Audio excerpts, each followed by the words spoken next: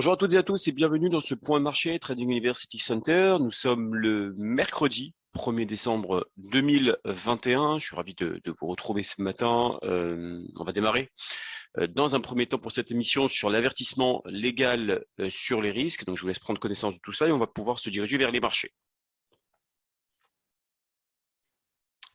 Parfait. Alors ce matin, de nouveau les marchés rechutent après les annonces notamment du directeur de Moderna qui pourtant avait déclaré il y a quelques jours que ça pouvait réagir, le directeur de Moderna qui avait réagi notamment au niveau de son vaccin par rapport au nouveau variant, donc Omicron sud-africain. Les déclarations du président américain Joe Biden a quand même également tenté, je dirais, de rassurer Wall Street puisqu'on a quand même eu un certain rebond des bourses, d'abord dans un premier temps européennes qui avaient entamé donc avant-hier un léger rebond. On avait clôturé d'ailleurs dans le vert concernant Wall Street, qui avait également tenté un rebond. Surtout le Nasdaq, je dirais, au niveau de la coloration technologique outre-Atlantique, je dirais. On avait quand même terminé en hausse, regagnant justement un peu de terrain qu'on avait perdu notamment ce vendredi noir après la découverte donc de ce nouveau variant du coronavirus Omicron.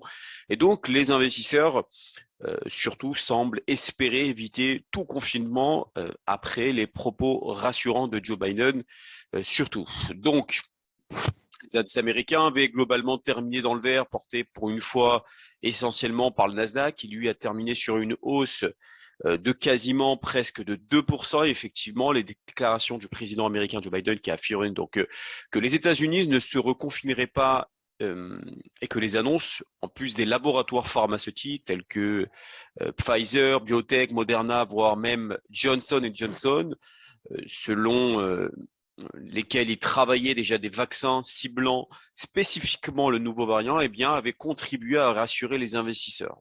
Mais hier, malheureusement, de nouveau, les bourses européennes sont quand même restées très fragiles.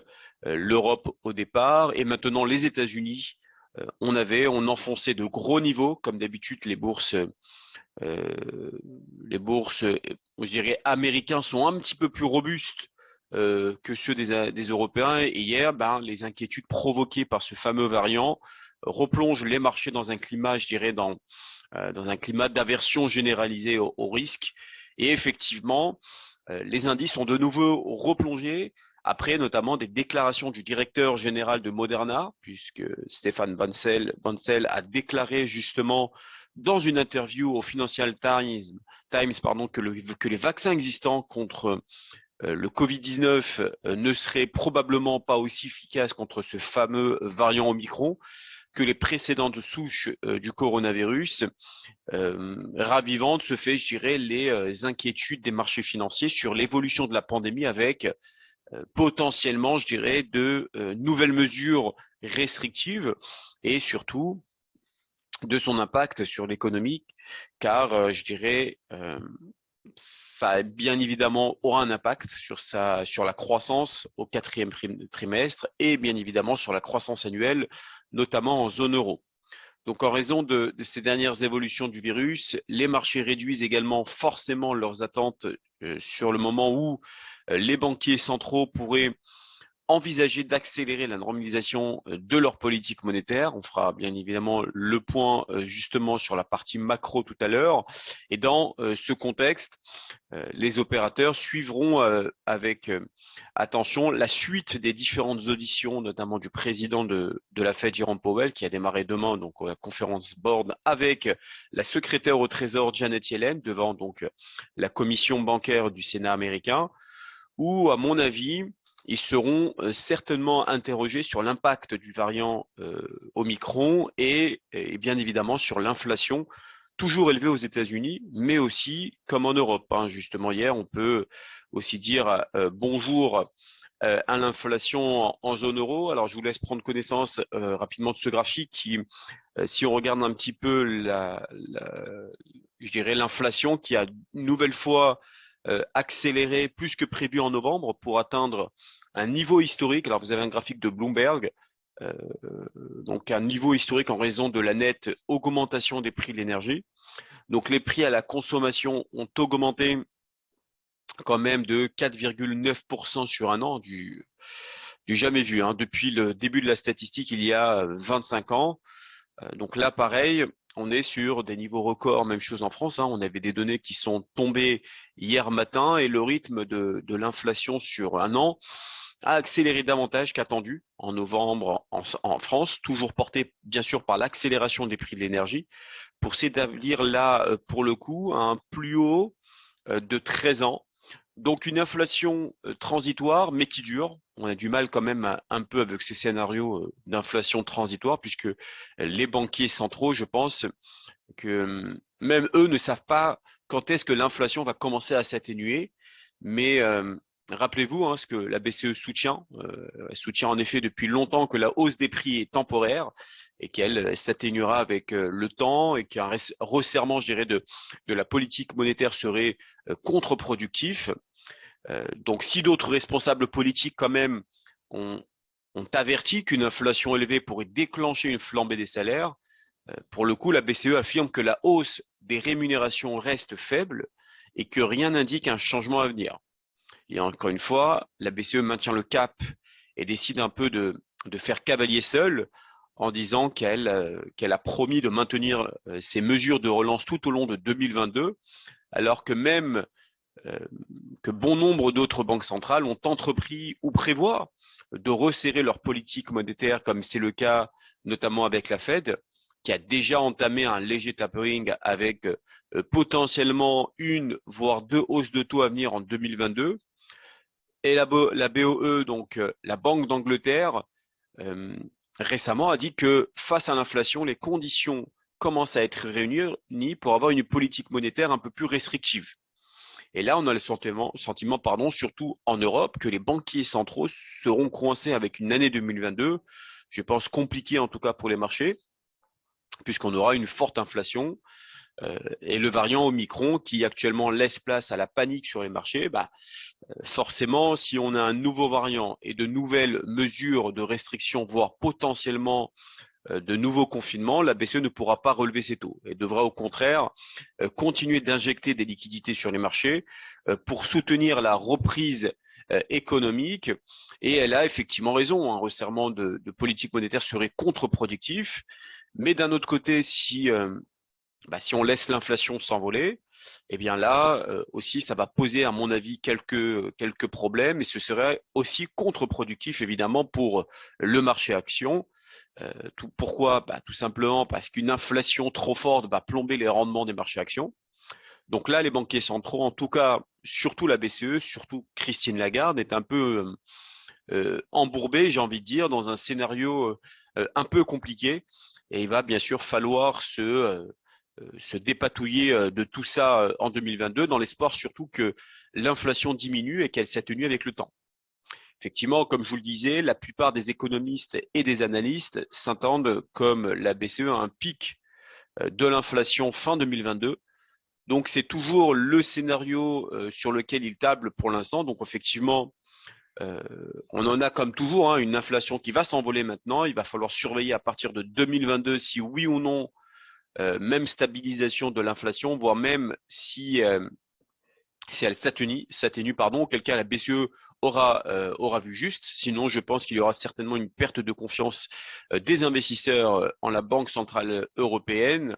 Et puis si derrière l'inflation continue d'accélérer, eh bien on pourra avoir un accident de marché derrière.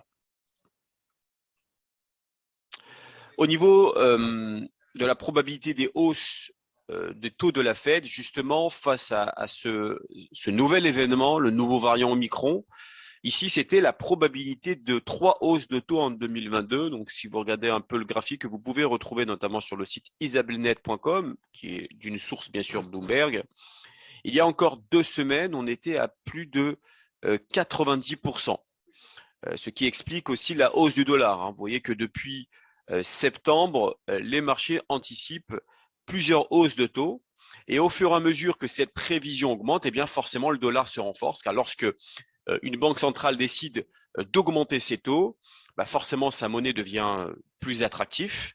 Les investisseurs cherchent à détenir du dollar et depuis maintenant, je dirais même depuis 3-4 jours, 4 jours maintenant depuis vendredi, bah, la probabilité de 3 hausses de taux a bien fortement diminué puisqu'on a bien rechuté en dessous des 70. Et donc derrière, l'euro regagne du terrain. Voilà comment on pourrait interpréter aussi ce graphique. Néanmoins, je dirais qu'on va avoir logiquement une politique monétaire plus restrictive aux États-Unis, ce qui est un moyen long terme devrait favoriser le dollar, même si j'estime que les investisseurs ont globalement pricé, c'est-à-dire qu'ils ont anticipé un petit peu cette news. Mais encore une fois, tout dépend du nouveau variant, car bien évidemment, comme je vous le disais en introduction, voir ce qui va se passer dans les jours à venir, à voir quelles vont être les conclusions des scientifiques, des chercheurs, mais effectivement, si ce variant est un peu plus virulent, eh bien, les banquiers centraux seront, je dirais, obligés de garder leur politique monétaire accommodante et donc pas de hausse de taux à venir. Par conséquent, peut-être que l'euro pourrait reprendre un peu de la hauteur. Je trouve que voilà, c'est un graphique quand même assez intéressant. Je trouve que les articles, les anticipations, je dirais, des hausses de taux évoluent en tandem avec le cours de l'euro-dollar, de la parité euro-dollar depuis maintenant 3 semaines. Voilà. Et que la hausse donc de l'euro depuis 2 jours est surtout due un peu à la chute je dirais à l'effondrement ici de la probabilité d'avoir 3 hausses de taux. Mais globalement, je pense toujours qu'il faut continuer à vendre de l'euro. Pourquoi? Tout simplement parce que la Banque centrale européenne ne va absolument rien faire. On n'aura pas de hausse de taux en 2022 et au contraire, on va rester sur une politique monétaire ultra accommodante en 2022. Par conséquent, je pense que l'euro-dollar pourrait même tomber un peu plus bas au cours des prochaines semaines, voire des prochains mois. Au niveau des valeurs à suivre aujourd'hui, l'action Moderna qui, après une accélération avant-hier, notamment suite à la déclaration de Stéphane Bancel, a perdu plus de 4,4%. Il a déclaré donc au quotidien britannique Financial Times que les vaccins, bon, pour l'instant, contre le Covid-19, le nouveau variant actuellement sur le marché, auraient une efficacité, je dirais, réduite contre le variant Omicron. Donc ça, c'est à surveiller de près. La Banque of America, au niveau de la microéconomie, au niveau des entreprises, a perdu 2,5%, tandis que JP Morgan et Goldman Sachs ont reculé de 1,5%. Donc ça, c'est tout ce qui concerne le secteur bancaire. Le secteur du transport et du tourisme a également de nouveau été sous la pression par rapport à ce fameux variant. Voilà au niveau déjà des actions à surveiller pour aujourd'hui des actions américaines. Au niveau du calendrier économique, on a une panoplie d'indicateurs assez importants aujourd'hui, notamment bien sûr la continuité des déclarations de Jerome Powell avec bien sûr la secrétaire au Trésor Janet Yellen qui aura lieu donc à 16 h. Vous avez effectivement quelques PMI, notamment manufacturiers en Europe. Ça débutera puisque on a démarré ce webinaire aux alentours de 9h30. Ça débutera d'ici un quart d'heure.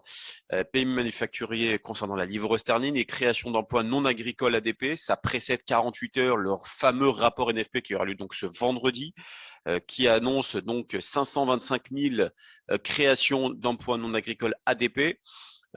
En deçà des précédents. Bien évidemment, ça pourrait avoir un impact sur le dollar américain. Et bien évidemment, comme chaque mercredi, vous avez les stocks de pétrole brut qui aura lieu donc à 16h30. On va démarrer sur le programme du jour. On va parler de l'action Facebook, l'action Meta américaine, qui sera bien sûr accessible à partir de 15h30 de l'après-midi, le FTSE britannique, l'or et l'USD TRY. On va démarrer sans trop tarder sur l'action Facebook et après, bien évidemment, je vous montrerai l'analyse trading central.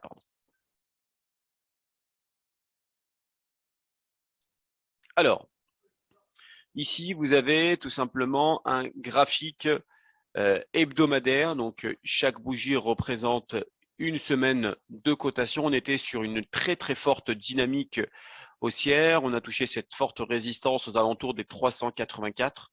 Alors, on est bien sur Facebook. Facebook, c'est bien sûr le réseau social qui appartient dorénavant à la société mère Meta Platform.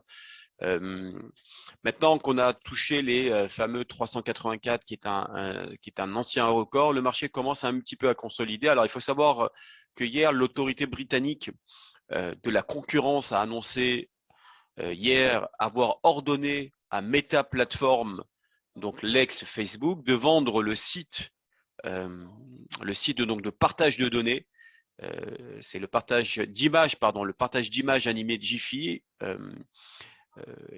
Et il faudrait effectivement le rapprochement entre les deux plateformes pourrait, j'irais, nuire aux utilisateurs de médias sociaux et aux annonceurs de Royaume-Uni selon le régulateur. L'action a perdu plus de 4%.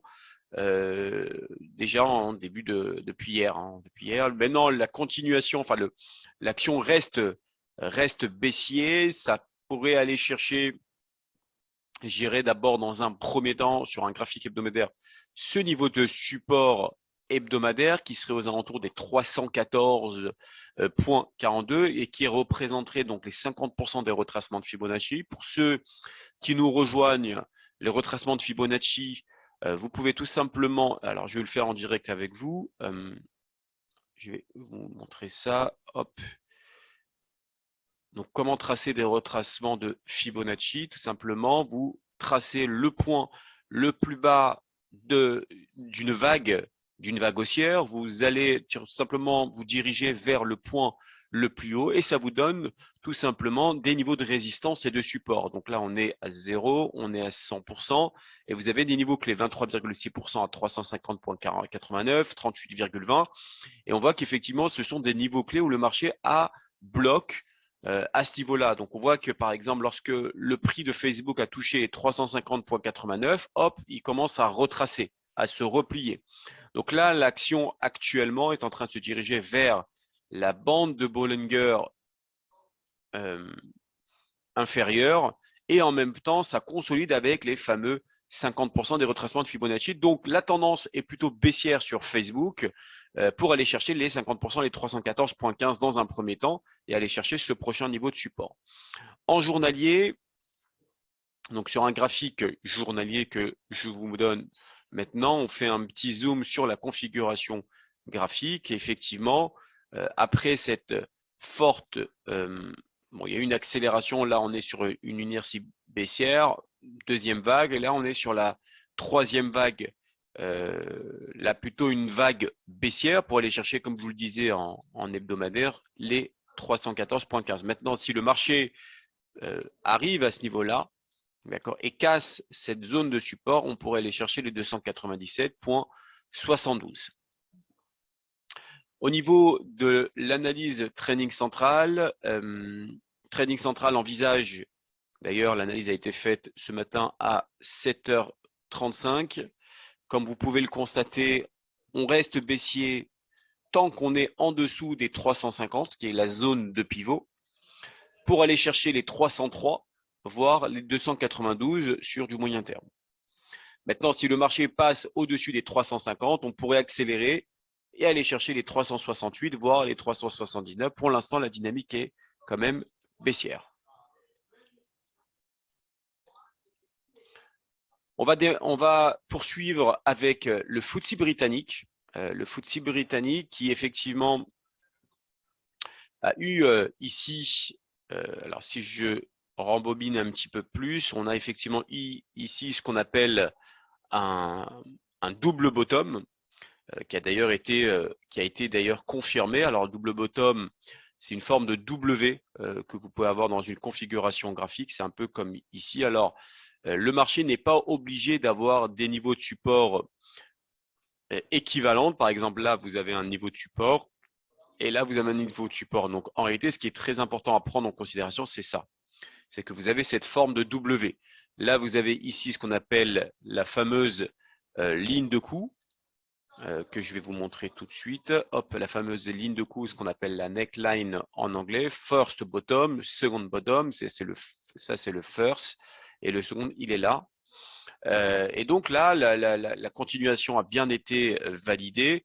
Maintenant, ce qui est très important, qui est très important, c'est tout simplement de voir comment on pourrait poursuivre UK, donc le FTSE britannique à la hausse. Là, sur du court terme, alors en hebdomadaire, pardon, on est toujours dans une configuration haussière. Pour l'instant, ça bloque sur les fameux 38,20% des retracements Fibonacci que j'ai dû vous tracer. Alors ça, je vous l'ai tracé, on va dire sur, ouais, on va les mettre plutôt en journalier. Je vais vous montrer ça en journalier, parce que le retracement de Fibonacci, on pourrait même le tracer un peu plus loin sur une vague.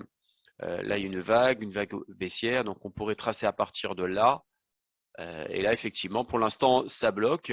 Mais tout nous porte à dire que si les 23,60% ici sont cassés, pourrait accélérer, aller chercher la zone de résistance au-dessus.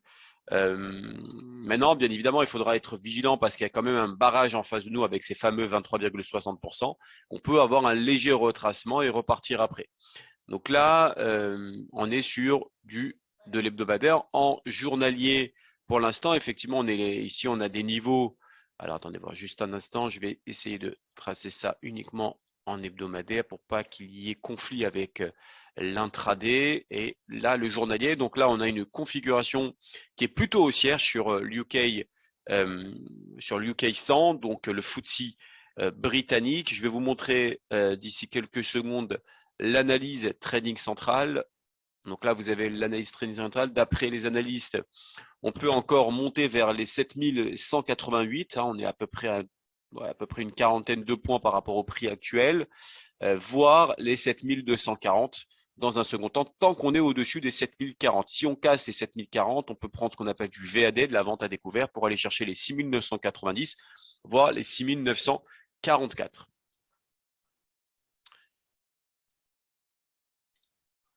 On va aborder dorénavant l'or, le métal jaune qui est sur ce qu'on appelle un triangle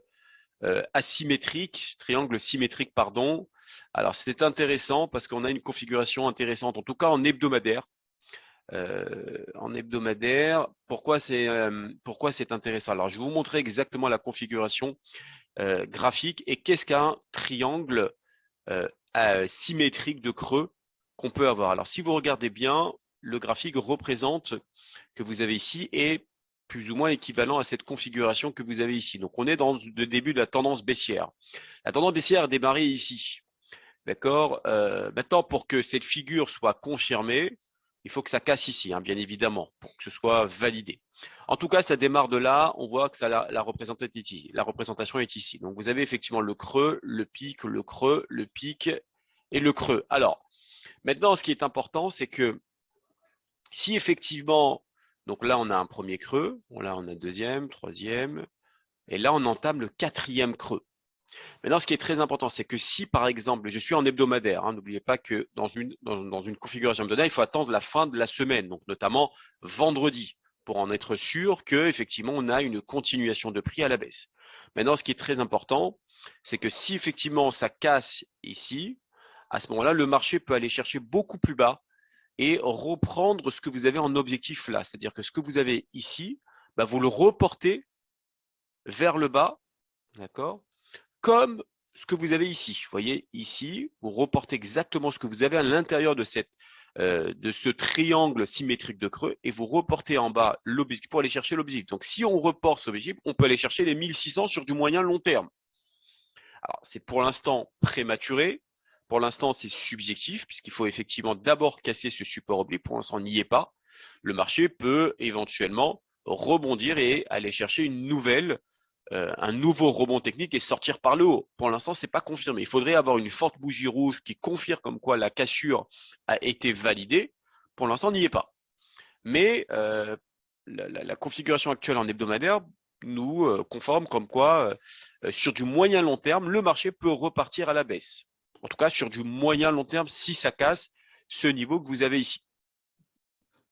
En journalier, donc si on reprend un petit peu les Fibos, donc les retracements Fibonacci du point le plus bas vers le point le plus haut. Attendez, je vais essayer de mieux vous tracer ça. Voilà, hop. Alors, vous avez effectivement une cassure, une continuation baissière. On pourrait avoir, si le marché repart à la hausse et qui passe au-dessus des 61,8%, on pourrait avoir une nouvelle accélération et aller chercher les 1799. En revanche, si le marché continue et reste consolide en dessous de cette fameuse SSB d'Ishimoku, on peut aller chercher les 1754. Les analystes Trading Central envisagent que le marché reste haussier sur du court terme. On voit que l'analyse elle est faite quand même sur du 30 minutes, tant qu'on est au-dessus des 1776. Alors attention, on n'est pas très loin des 1776 puisque les 1776 sont là et pourraient nous confirmer comme quoi le marché pourrait repartir à la baisse pour aller chercher d'abord dans un premier temps les 1769, 1758. Donc pour le moment, même si on est au-dessus du point pivot à 1776 pour aller chercher les 1798, je préfère vous dire de patienter un petit peu à ce que les 1776 éventuellement soit cassé pour aller chercher plutôt une orientation baissière, ce qui confirme un peu les différentes configurations que vous avez notamment en hebdomadaire, pour aller chercher les 1700, d'abord dans un premier temps 1769, voire les 1758, et éventuellement les retracements que vous avez ici en Fibo à 1754, voire 1721. Enfin, on va